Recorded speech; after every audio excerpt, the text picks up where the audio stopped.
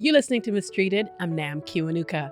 Today, we're recording this intro from TVO's control room, so a different background from normal. Earlier this season, we spoke with Dr. Matthew Leonardi, a leading endometriosis researcher and surgeon.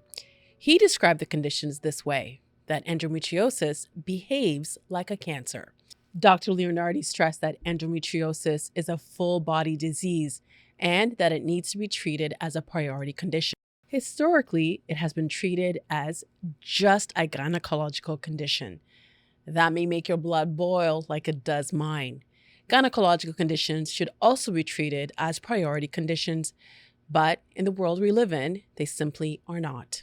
Up until recently, the only way to get definitively diagnosed with endometriosis was through keyhole surgery. Let that sink in for a moment. That until recently, the only way to diagnose someone with endometriosis was through surgery.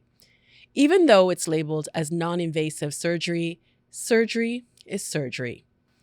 It's one thing to speak to an expert about endometriosis, and it's important to understand what the condition is, but it's a completely different reality to live with it.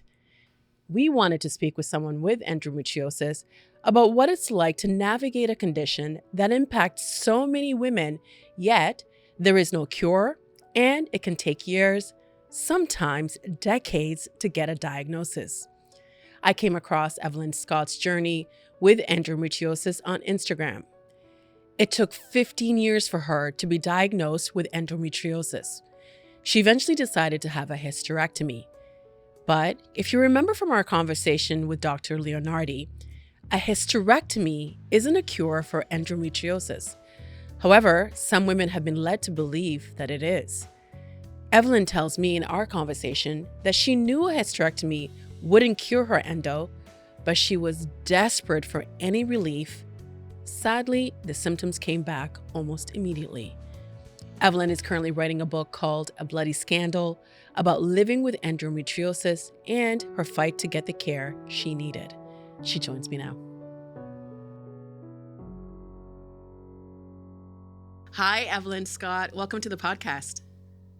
Hi, how are you doing? I'm great. It's such a pleasure to speak to you. Could you please introduce yourself to our listeners? So, my name is Evelyn Scott. I'm an author, and I have a book coming out next year about medical misogyny and about my journey with endometriosis. And I also advocate for women with gynecological diseases like endo and adenomyosis and things. I'm so glad that we connected. I actually saw your story posted on Instagram, and you were sharing that 6 months after you had a hysterectomy.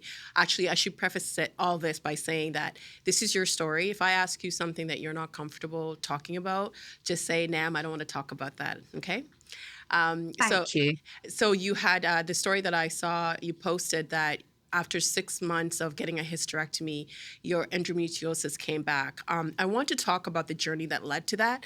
But first, I would like to get a sense of what does it feel like? Because I think we hear a lot about endometriosis, but we don't fully understand how it impacts somebody's body and how it makes your body feel. It's really difficult, and it's nice to see people talking about it nowadays. But I think there's still this misunderstanding of what it is as a disease. I mean, there's a lot of debate and research going on about whether it truly is a gynecological disease or an immune system disease. But it's tough. I mean, since my first period, I've suffered from horrendously painful periods that mean I have to take time off school, college, work, really, really heavy bleeding. And those are the main symptoms that are known, but they come with a myriad of other things like extreme fatigue, being unable to focus, brain fog, very painful sex, and pain when you go to the toilet. It affects your whole life. So it is effectively a whole body disease. And it becomes very hard to deal with and live with, especially because the available treatments don't really work. So it's a daily battle, and I think every day is different. We spoke to a specialist by the name of Dr. Matthew Leonardi, and he takes care of people with endometriosis. And he told us that there is no cure for endometriosis.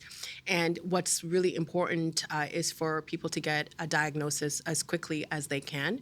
I read that in the UK, it can take, on average, up to 8 years to get a diagnosis. How long did it take for you to get your diagnosis? It took me 15 years. I'm actually at the extreme end. And the problem we encounter, not just in the UK, but in every country, there's still this, if women are in pain, it's hysteria, it's an emotional issue. We're all exaggerating. And that's certainly what I experienced. So I spent years going to the doctor and them saying, you're just having a period, you need to tough it up. Everybody else has a period, they're not being rushed into hospital all the time. So you get dismissed, and I call it medical gaslighting. So you're made to believe that it's all in your head. But I mean, I was being rushed into accident and emergency departments all over, spending weeks at a time in hospital. And the only reason that I got diagnosed was because on one of those visits, there just happened to be an endometriosis specialist on call that day who came into my cubicle, and I spoke to him expecting the same dismissals. And he said, I think you've got endometriosis. And I was kind of like, where have you been for the last 15 years? Um, yeah, but I mean, I speak to so many women all over the world, and it takes a long time for them to have their symptoms taken seriously. And I think it's pretty common for it to be around 8 years. But it is a postcode lottery. So if you happen to live in an area where there are endometriosis specialists and there are doctors that are very sympathetic towards women's pain and have an interest in women's health, you may get seen quicker, because when I had my first surgery, I was in bed in the ward next to a girl who was 18 who just had her first diagnostic surgery. And I remember feeling, like, what did she do that I didn't do? So it's a very individual thing, and no case is the same. And I think that's one of the problems and why it takes so long to diagnose. How many surgeries have you had? You said your first surgery. So I've had five now, including my hysterectomy. They want to do another one. But the thing is with the surgeries, they don't guarantee any relief afterwards, and it's one hell of a procedure to go through. They say the recovery is 3 to 4 days, which is completely inaccurate. You're out of action for at least, well, 3/4 of a month. And then if you're lucky, you might get a year's relief, but that wasn't the case for me. I was getting about 6 months relief at a time. And this is how I've been with my hysterectomy as well. In fact, it took me about 6 months to recover. And then a month later, I was in pain again. So, when you speak to women with endometriosis, they usually have had a lot of surgeries, but that is also the only way to diagnose it at the moment. So, it doesn't show up on any scans. Help me understand that a little bit because the specialist that we spoke to, he has received additional training. So the way that people make surgery sound, it's like a non-invasive surgery, but really Yeah. any surgery does something to your body. And it blows my mind because I keep thinking of other conditions that other people have that require that in order for you to get diagnosed, you need to have surgery. Yeah. There are very few. I mean, there is development into non-invasive methods going on out there. I mean, there's in the Feinstein Institute, they're looking at ways to test using menstrual blood, but they're just not getting enough funding to be able to test that on a larger scale. So the only way to find out if you have it is through surgery. And we're all crying out really for there to be non-invasive methods. I mean, there's some people who believe that you can diagnose it through blood tests, and maybe in some rare occurrences you can. If you have a deep infiltrating disease of endometriosis, it sometimes comes up on scans, but I have deep infiltrating endo and it didn't come up on scans for me. So it's quite frustrating. So you do have to be operated on to get any definitive answers, really. I've read about the NHS wait lists and the gynecology wait lists, similar to what's happening here in Canada. It takes a long time to see a gynecologist, and if you need surgery, Yeah. then you need to wait. I was told that I needed to wait for 2 years for my fibroid surgery. So in the interim, my doctor, I was given a cocktail of medication that did different things to Yeah. my body, because before it's diagnosed or to treat it, you have to manage your day to day. Before your Yeah. hysterectomy, you would actually take a cocktail of medication and laxatives to get through the day. How many pills did you take to manage how you were feeling? Gosh, I lost count. I used to joke with my nan that if you shook me, I'd sound like a rattle because I was popping so many pills all the time.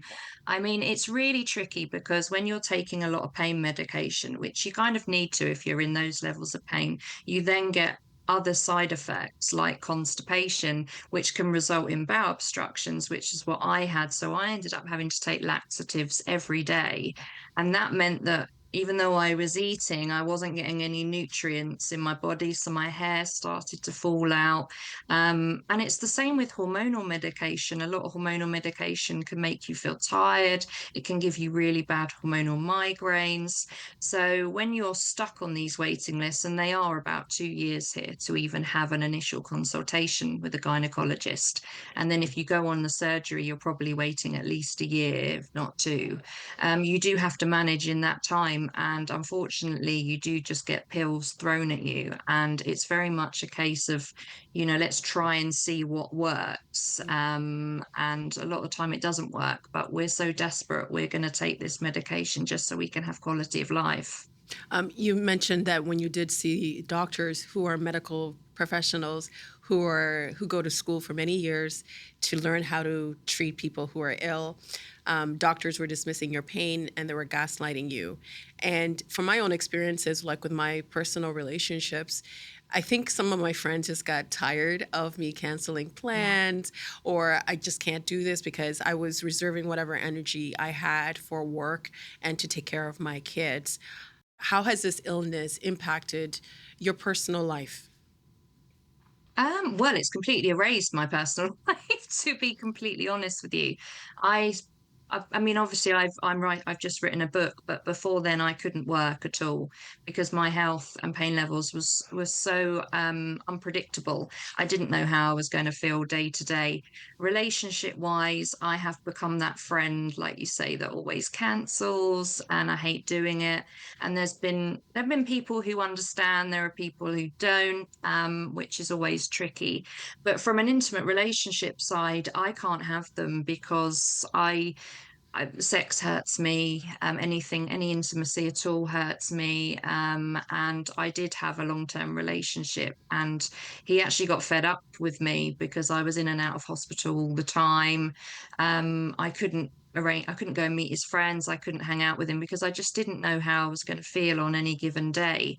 So now I try and, like you say, I reserve my energy for things that I deem very important, and that isn't always socializing, which is a shame. But I have connected with amazing women online who do have the same conditions as me. And I actually went to an event by the Menstrual Health Project on Friday where there were a load of, probably about 100 of us. And we were all talking about these issues about not being able to have friendships, not being able to connect. And it was lovely to actually be with people who understand. So the endometriosis community is very welcoming and incredibly supportive. And I'm so grateful for that because I've made some brilliant friends and they understand. So always a bonus. Because I don't know if people can really understand what it's like to kind of like plan your day according to how you're feeling. Because when your cycle comes around, the pain intensifies for some people. You've been rushed to the hospital many times, you mentioned. How many times, like how often would you end up in the hospital? At least twice a month. My ovulation was incredibly painful. And I'd be lying in bed trying to figure out whether it was endometriosis pain or if something had ruptured, like my appendix or something, because sometimes it's very difficult to tell. And you get very good at tolerating pain, which is also not great because you don't always know if something's really wrong. So I would get rushed in regularly during ovulation. I'd be woken up in the night sometimes in pain, and I'd reach for an opioid medication and it wouldn't work. So I would, be at the end of my tether. I'd be throwing up, being unable to see because I was in so much pain that I would just have to call an ambulance. I think at my worst, so over a couple of Christmases ago, I had a bowel obstruction. I was probably in hospital um, for 25 days of the month, including Christmas Eve, because I was just in horrendous pain and wasn't coping at all. Can you explain that to us a little bit? Because you said that it started to impact your other organs. In what ways?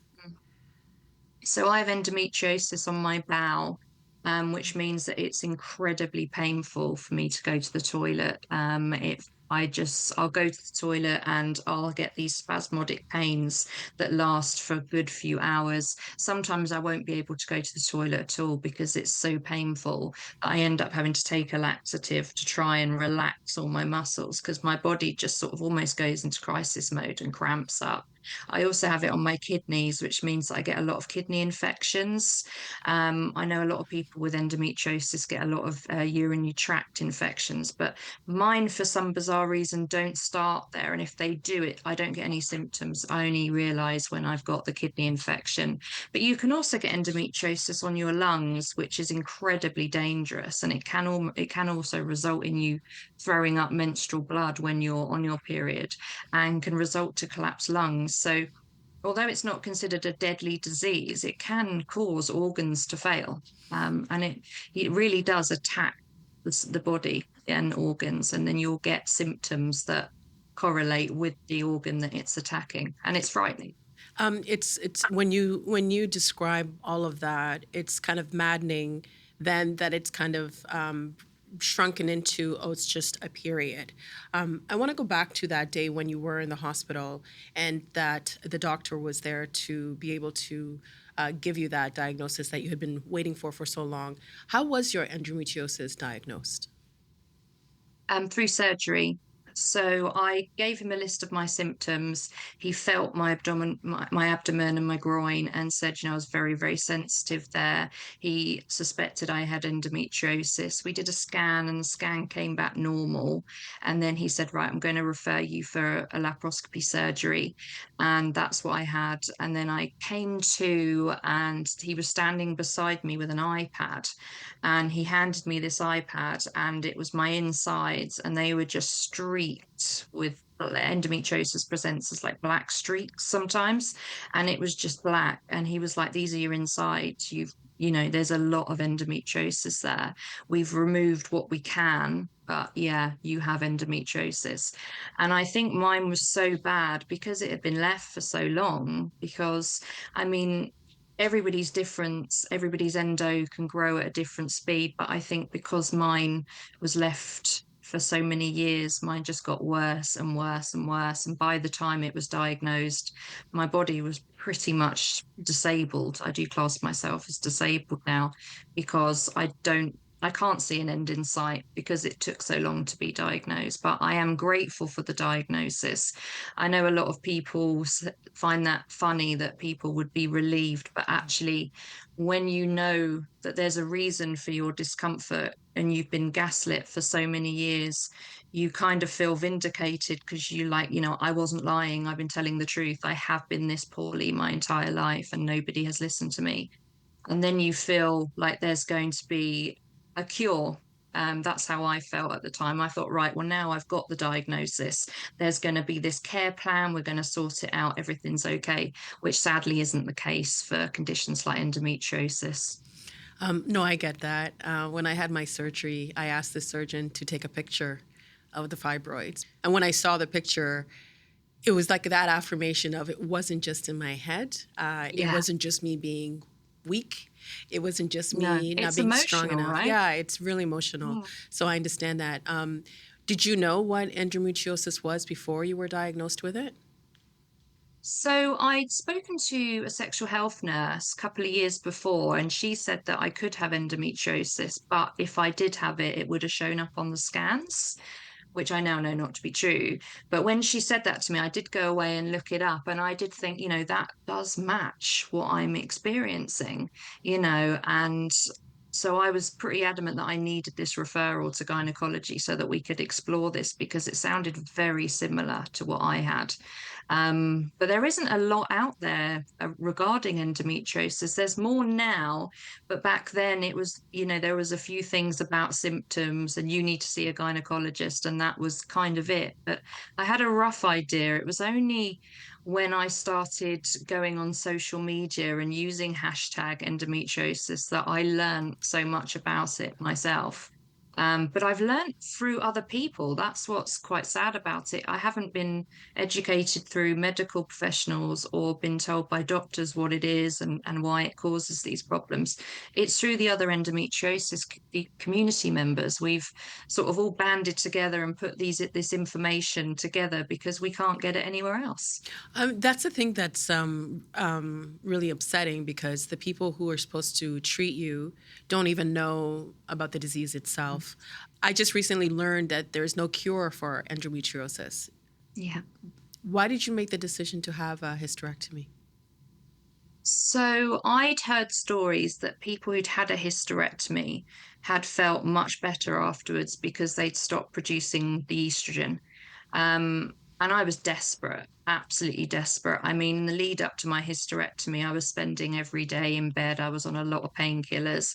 I couldn't focus. I couldn't do anything. My quality of life was awful. My mental health also took a hideous decline because I just felt like I couldn't live like this anymore. So it was something that I hadn't thought of or tried. And I mentioned it to my gynecologist, and he said, you're too young to have this operation. You may want children. And I remember saying to him, I can't even look after myself. How the hell am I going to have children? I'm living on a sofa. So he said, we're not going to do it. Let's try more surgery, more other surgeries to remove it. But I just had enough, which is why I decided to fundraise for mine because I got sick and tired of being told by other doctors as well that I was too young and that I may want children. Um, and what's ironic about that is that endometriosis can also cause infertility. So it just felt like a really strange message to be giving me that, I may want children when actually I probably couldn't have children anyway. So for me, my priority was trying to get back my quality of life. And I knew that it wasn't a cure. I just hoped for a little bit more relief than I got. 6 months later, you say the pain came back. Yeah. And I knew exactly what pain it was, because you know it after living with it for years. So the recovery was really rough, much worse than I expected to be. The pain was horrendous. But I kind of felt like it was going to be worth it. And I did get like a couple of weeks where I felt really good. Like I was going out on long dog walks, I was staying up longer. I wasn't so tired all the time. So there was a point where I was like, brilliant, it's fixed. And, it may come back in a year, but that's fine. I'm going to get a year of quality life. But that wasn't meant to be, unfortunately. And when I went back to the gynecologist, although it's common for endometriosis to return, he was completely bemused by it. He said, you should feel better than you do. And I was like, I know, right? What's going on? How did that make you feel with the doctor saying that? I felt really frustrated. Also, I felt like I'd gone back to the drawing board again and kind of like I was at the end of this road where there was nowhere else for me to go and no one else knew what to do about it. Like from here, it was like we'd thrown everything at it. So I felt pretty defeated. My depression was quite bad for a while because I just felt like, this is it now. I'm going to be living in pain for the rest of my life. This is awful. How am I going to cope? So yeah, it's frustrating. And it's even more frustrating knowing that there's very little funding going into women's health, because I feel like if I knew that there was lots of funding going into it and we were trying to discover ways to cure and to learn more about this disease, then I would feel positive for the future. But at the moment, it still feels like we've got a very Victorian attitude towards women's health. And yeah, it's disappointing. And I do feel let down by the systems that were supposed to make me better. I don't know how to ask this question because I don't want to be insensitive at all. When you had the hysterectomy, you knew that it wouldn't be a cure. And I keep thinking of the millions of women, because the WHO says 1 in 10 women and gender diverse people have endometriosis. The doctors we spoke to said that that number is probably higher because it's so Yeah. difficult to get a diagnosis. And they also said that the longer it takes to get a diagnosis, the worse the disease becomes. And they actually recommend that once you start to menstruate and you have pain, that you should be diagnosed for endometriosis because it starts early. And, you know, so you had to make this kind of decision to just get some kind of whatever relief you could get, and now you've had this really big surgery that's kind of, that was the thing that you were looking for, maybe a year of not having the pain, but it only ended up being 6 months. Again, I don't want to be insensitive in asking this question. I'm just trying to figure out, like, when you think back about the surgery, do you regret it?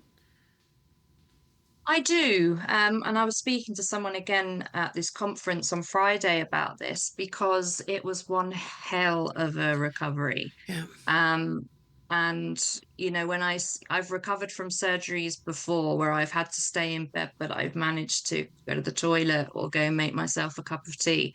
Whereas this was such a deep pain that kind of felt like it was everywhere, and you have to do blood thinning injections yourself. And as somebody who doesn't really like needles, that was pretty terrifying for me. So in hindsight, I kind of feel that I put myself through something really, really horrific that hasn't actually helped me. The only regret I don't have is I don't have periods, because my heavy bleeding was horrific. I mean, from my first period, I used to bleed through sanitary towels, through clothes. I was scared of going to sleepovers with my friends because I'd bleed all over their beds and stuff. So I don't miss the bleeding. But the pain is frustrating. But I think there is a message out there from medical professionals that a hysterectomy will fix it, and that is completely incorrect. It's not true, and there is no cure for endometriosis. But again, everyone's journey is so different. I mean, there are people I know who've had one surgery. One ablation, which is the lasering off of endometriosis, and they've never had a problem afterwards. They've had no pain, they haven't had to go back. And then you get cases like mine where you have to keep going back. There's not enough research to say why people suffer these symptoms so differently.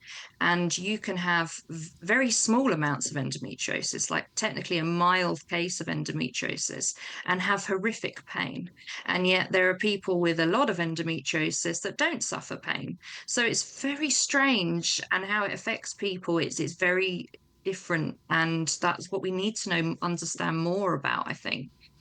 You mentioned that there was that frustration of the pain coming back, but I imagine too, like not to put words in your mouth, but these when I had my fibroids, I found it to be such an isolating and lonely experience, and going through the Yeah. surgery and how long it took for my body. Like, my surgery was about a year and a half. I still have pain.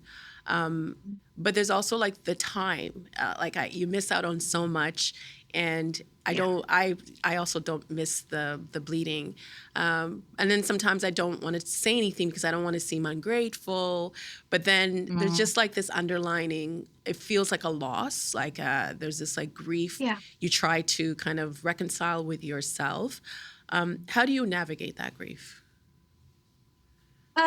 So I'd already resigned myself to having a hysterectomy. That was my mission. And So I'm one of five siblings, and most of them have children. So I'm surrounded by children. And I did want children when I was younger. And but I kind of was like, I'm surrounded by children. It would be great to be able to spend time with my nieces and nephews without having to worry about being in pain. And to cope with that feeling, I actually, this is going to make you laugh. I have lots of animals.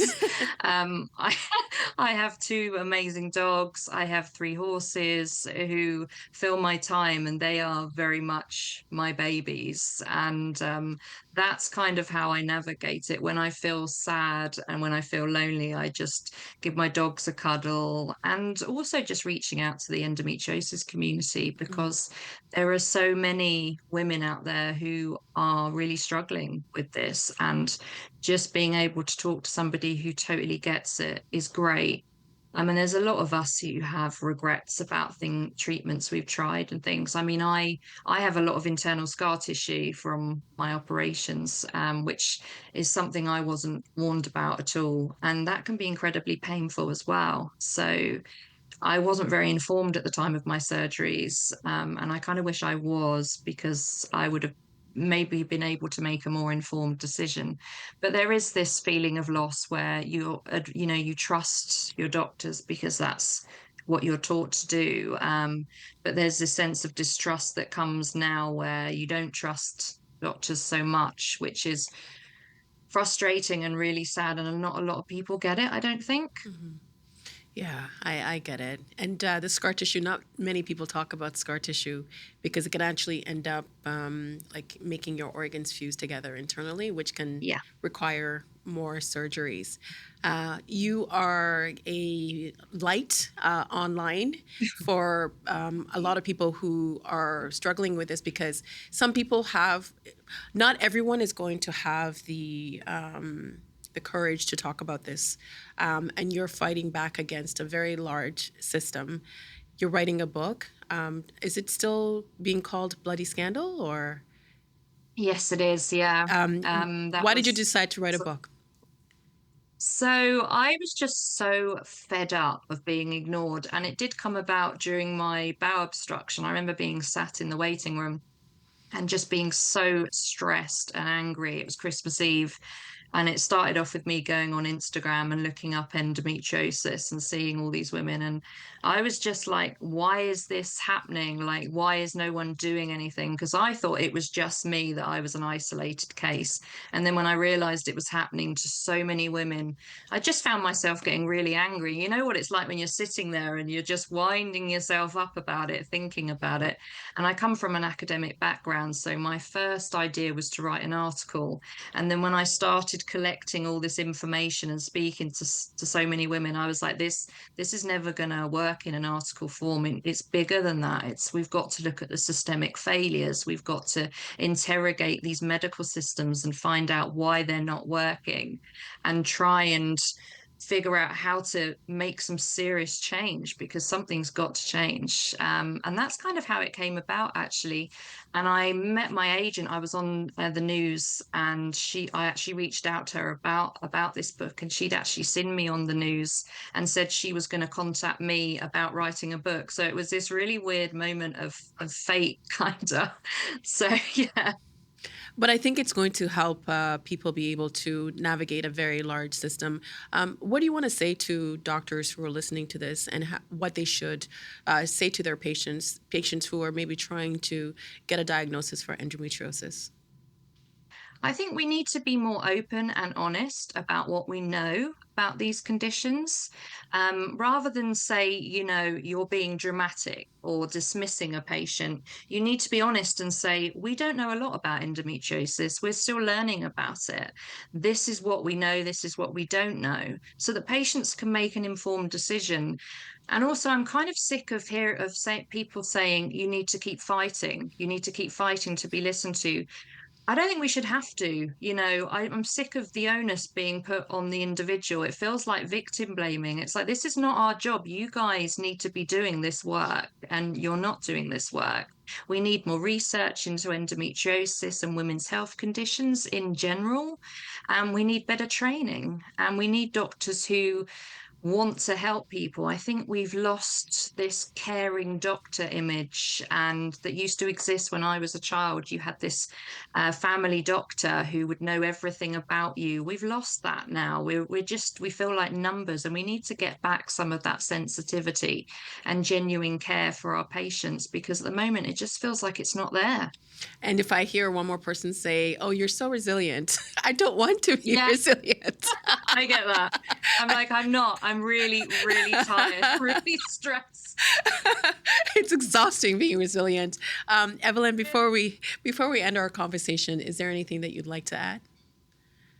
Just thank you for having me, and thank you for raising awareness of this condition. And, I also want to mention PMDD, because that's something that we're talking about recently, and that's prevalent. It's everywhere, and we really need to start talking about that. And I think there's this reluctance to speak about mental health with women's health, because it so often gets weaponized against women in pain. But there is a relationship, and it does affect, these conditions do affect mental health. So we need to be better at supporting people who are suffering. Can you let us know what that is? I know it's a menstruation. What is PMDD? So it's premenstrual dysmorphic disorder. I can't say it. Mhm. I keep saying it, but it basically affects the mood quite badly, and it gives you extreme depression. So you get things like suicide ideation, extreme anxiety, extreme mood swings, and people often dismiss it as she's just hormonal. She's just, a raging woman, but it has a real effect on women. My sister has it, and she falls into these deep pits of depression that she can't get out of. And there's been no support for her at all with it. She's just received diagnosis, but there's been no treatment. And I think that's shocking. Thanks so much, Evelyn. It's been a pleasure. No problem. Thank you. Bye. Bye. This was Mistreated. Thanks for listening. You can follow our show on Apple Podcasts so you can get notified each time a new episode is available. We would love to hear your feedback. You can write me an email at mistreatedpodcast@tvo.org or reach out to me on my social channels. Here's a comment from YouTube on last week's episode on clinical trials. 1993 was a year of all-out bangers. Long live the golden age of #MuchMusic. For real though, thank you for anchoring a critical moment of women's rights with this popular history landmark. Glad to see NAM is staying strong and vibrant. Thanks so much for the Much Music love. This week's episode was produced by Matthew Amara and me and edited by Colin Kish. Digital shorts by Ariana Longley. Camera work by Max Stussy and Ricardo Diaz. Production support from Jonathan Hallowell and TVO's Digital Media Services team. Lori Few is the executive producer of Digital. John Ferry is vice president, programming and content. Special thanks to our studio crew here at TVO. Thanks so much for listening.